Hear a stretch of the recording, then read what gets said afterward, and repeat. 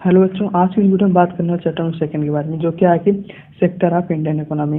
इस चैप्टर में बेसिकली बताया गया है कि हमारी जो इंडियन इकोनॉमी है किस किस बात पर डिपेंड करती है और कैसे मेजर की जाती है और क्या क्या इसके डिफरेंट क्राइटेरिया हैं, क्या क्या इसके डिफरेंट प्रोसीजर हैं जिसके थ्रू हम किसी भी कंट्री की इकोनॉमिक कंडीशन को समझ सकते हैं। ठीक है, तो इस चैप्टर में कुल मिलाकर हम लोग 10 पॉइंट कवर करने वाले हैं। ठीक है, तो आप लोग वीडियो पूरा देखिएगा।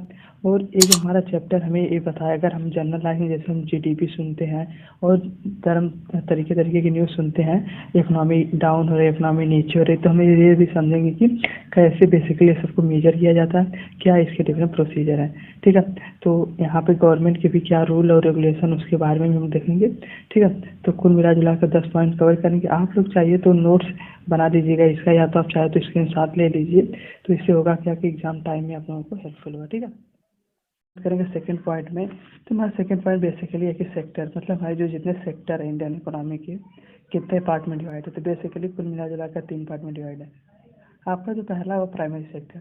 प्राइमरी सेक्टर मतलब जो एग्रीकल्चर से रिलेटेड होगा वो कौन सा हो जाएगा, हाँ प्राइमरी सेक्टर। ठीक है, और दूसरा आपका सेकेंडरी सेक्टर। सेकेंडरी सेक्टर मतलब कि जो सेक्टर इंडस्ट्री से रिलेटेड काम करे वह सेकेंडरी सेक्टर हो जाएगा। ठीक है, और बात करें तीसरे टर्सरी सेक्टर के बारे में, वो सेक्टर जिसमें हमें कोई भी सर्विस प्रोवाइड, जैसे आपको कहीं जाना है, कम्युनिकेट करना है, तो वो भी टर्सरी सेक्टर की ही कैटेगरी में आता है। तो सेक्टर हमारा कुल मिला जुला कर 3 है। कौन कौन, प्राइमरी सेक्टर। प्राइमरी सेक्टर में इसकी रॉ मटेरियल टाइप का होगा तो प्राइमरी सेक्टर में फॉल होगा। ठीक है, और दूसरा हमारा है सेकेंडरी सेक्टर। सेकेंडरी सेक्टर मतलब जो इंडस्ट्री से रिलेटेड कोई काम हो, कोई बनाना हो, तो वह क्या हो जाएगा सेकेंडरी सेक्टर में। ठीक है, टर्सरी सेक्टर मतलब अगर हमें कोई भी सर्विस प्रोवाइड करनी, कोई चीज़ बेचना हुआ, टर्सरी सेक्टर हो जाएगा। ठीक है, कंपेयरिंग ऑफ 3 सेक्टर मतलब हमारे जो तीनों सेक्टर हैं उसको हम कंपेयर कैसे कर सकते हैं।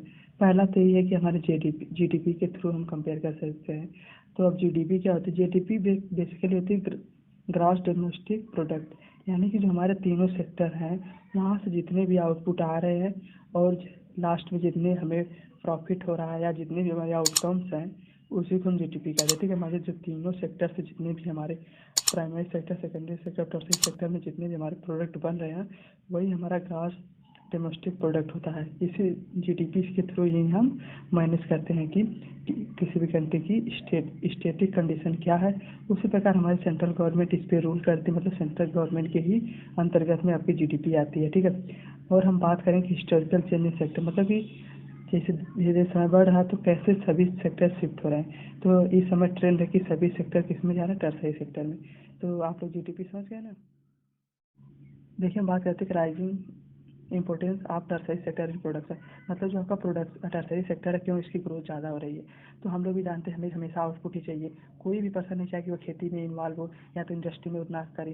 तो हमारा जो टर्सरी सेक्टर सबसे पहला ये रीजन है, क्यों, क्योंकि बहुत ईजी और इफिशियंट होता है। जैसे कि 8 to 9 PM होता है, हमारे आप किसी कंपनी में काम करते हैं आईटी सेक्टर में यानी मोबाइल कंपनी, तो क्या होता है बहुत कम ही समय के लिए जो ज़्यादा तकलीफ होती नहीं है, मेहनत पे काम होता नहीं है। इसी प्रकार हॉस्पिटल हुआ, एजुकेशन इंस्टीट्यूशन हुआ, ये सब भी इसी कैटेगरी में आते हैं जहाँ पे आसान होता है। ठीक है, और कन्वीनियंट होता है। और इससे होगा क्या कि जब हम प्राइमरी सेक्टर और सेकेंडरी सेक्टर को भी धीरे धीरे ग्रोथ मिलेगी, क्योंकि हम आउटपुट जितना बेचेंगे उतना यहाँ से खपत होगी, तो हमारे प्राइमरी और सेकेंडरी सेक्टर भी ग्रो होगा। और थर्ड पॉइंट है कि इनकम लेवल राइज होगा, मतलब कि हमारे जो पैसे रुपए हैं वो लोग वहाँ भी राइज होगा, ट्रेड भी राइज होगा, ट्रांसपोर्टेशन तो लागू ही लागू होगा, क्योंकि हमें एक जगह से दूसरी जगह ट्रांसपोर्ट करना है। और इसी में एक नई सर्विस भी इंट्रोड्यूस होती है, कौन सी, आईटी सेक्टर।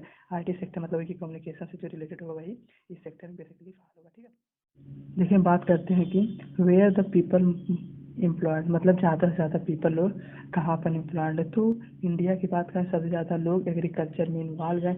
क्यों, क्योंकि देखिए इंडिया में हमें एग्रीकल्चर ही हमारा मेन रहता है, यानी हमारे जो पूर्वज हैं उनका मेन एग्रीकल्चर रहता था। हमारा मेन सभी लोग कम से कम अबाउट 80% लोग एग्रीकल्चर में इन्वॉल्व रहते हैं। ठीक है, इससे देखिए फ़ायदा ये है कि हम लोग प्राइमरी सेक्टर को मजबूत बनाते हैं, लेकिन नुकसान ये है कि यहाँ पे कई तरीके की अनएम्प्लॉयमेंट होता है। कौन कौन से डिस्गाइज्ड अनएम्प्लॉयमेंट होता है, वो क्या होता है कि जैसे जहाँ का मान लीजिए एक खेत है उसमें 5 लोगों की ज़रूरत है और उसमें 6 लोग इन्वॉल्व होते हैं, एक लोग बेफालतू का इन्वॉल्व, वही आपका डिस्गाइज्ड अनएम्प्लॉयमेंट हो जाता है बेसिकली। ठीक है, तो हम लोग समझ गए कि सबसे ज़्यादा पीपल कहाँ इन्वॉल्व, एग्रीकल्चर में। इसके फ़ायदा ये है कि प्राइमरी सेक्टर को ग्रोथ मिलती है अच्छी खासी, और नुकसान ये है कि बहुत ज़्यादा अनएम्प्लॉयमेंट होता है। ठीक है,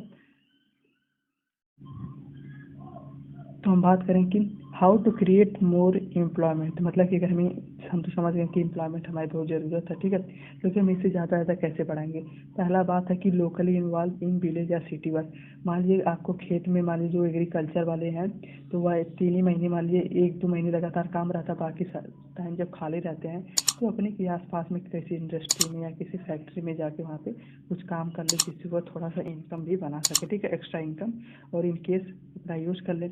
और दूसरा ये है कि गवर्नमेंट की कई पॉलिसी जैसे कि नरेगा बहुत पॉपुलर है, इसमें होता है कि सबको 100 डे तक उनको रोज़गार प्रोवाइड किया जाता है। क्यों? क्योंकि ताकि उन लोग की इनकम स्टेटस ऊपर हो। यह एक सेंट्रल गवर्नमेंट के द्वारा ही रन होता है, ठीक है।